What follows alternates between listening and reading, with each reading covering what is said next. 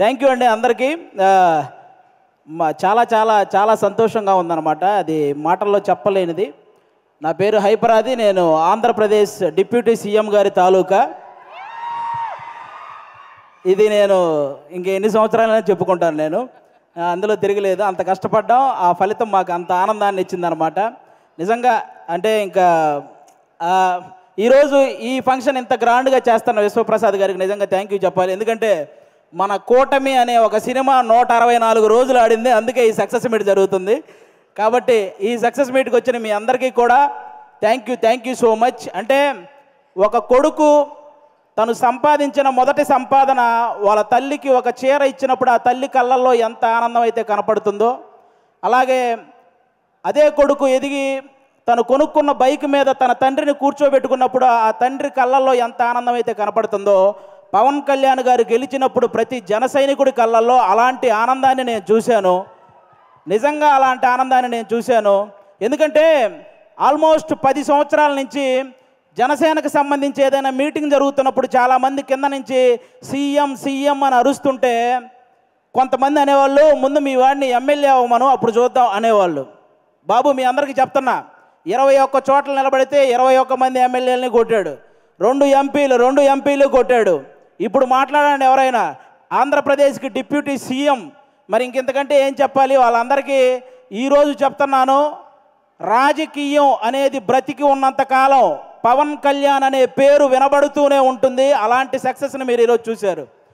నాకు తెలిసి 10వ తరగతి సోషల్ బుక్లో మీరందరూ చరిత్రల గురించి చదువుతుంటారు, చాలామంది రాజుల చరిత్ర. వాళ్ళందరికీ ఏమాత్రం తీసిపోని చరిత్ర ఈరోజు పవన్ కళ్యాణ్ గారిది. ఆ రాజుల కాలంలో వాళ్ళు చేసిన యుద్ధాలు, లేకపోతే కుర్చీల కోసం కొట్లాట, చావులు ఇవి మాత్రమే ఉంటాయి. కానీ మన పవన్ కళ్యాణ్ గారి చరిత్రలో త్యాగాలు, సహాయాలు ఇవి ఉంటాయి. ఇలాంటి నాయకుడి గురించి ప్రతి ఒక్కరూ మాట్లాడుకోవాలి, ప్రతి ఒక్కరూ ఆయన్ని ఇన్స్పిరేషన్గా తీసుకోవాలని మనస్ఫూర్తిగా కోరుకుంటున్నాను.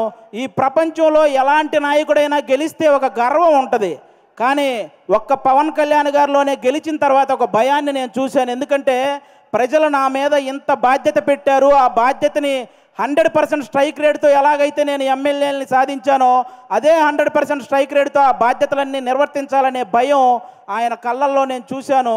అలాంటి నాయకుడు మనకు దొరికినందుకు నిజంగా మనం అదృష్టంగా భావించాలి. గెలవటం ఇదంతా ఒక ఎత్తు అయితే, లంకా దహనం చేసిన తర్వాత హనుమంతుడు వెళ్ళి శ్రీరాముడి పాదాలు పట్టుకున్నట్టు ఎప్పుడైతే 21 సీట్లు గెలిచాడో వెళ్ళి వాళ్ళ అన్నయ్య చిరంజీవి గారి పాదాల పైన కూర్చున్నాడు, పాదాలను పట్టుకున్నాడు చూసారా, అప్పుడు ఆ అభిమానం 100 రెట్లు పెరిగిందండి.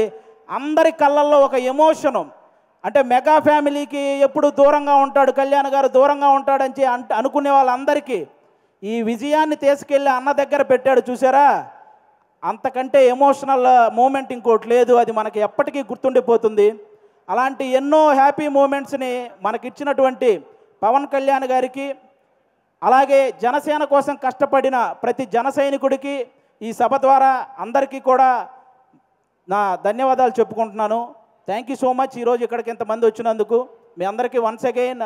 ఇక నుంచి మనకి ప్రాబ్లమ్స్ ఏమి ఉండవు, అంతా హ్యాపీగా నడుస్తుంది 5 సంవత్సరాలు. కాబట్టి మీరందరూ ఇలాగే ఈ సక్సెస్ని ఎంజాయ్ చేయాలని మనస్ఫూర్తిగా కోరుకుంటున్నాను. థ్యాంక్ యూ అండి, థ్యాంక్ యూ. అందరికీ ఒక డౌట్ ఉంది, డిప్యూటీ సీఎం గారు సినిమాలు చేస్తారా?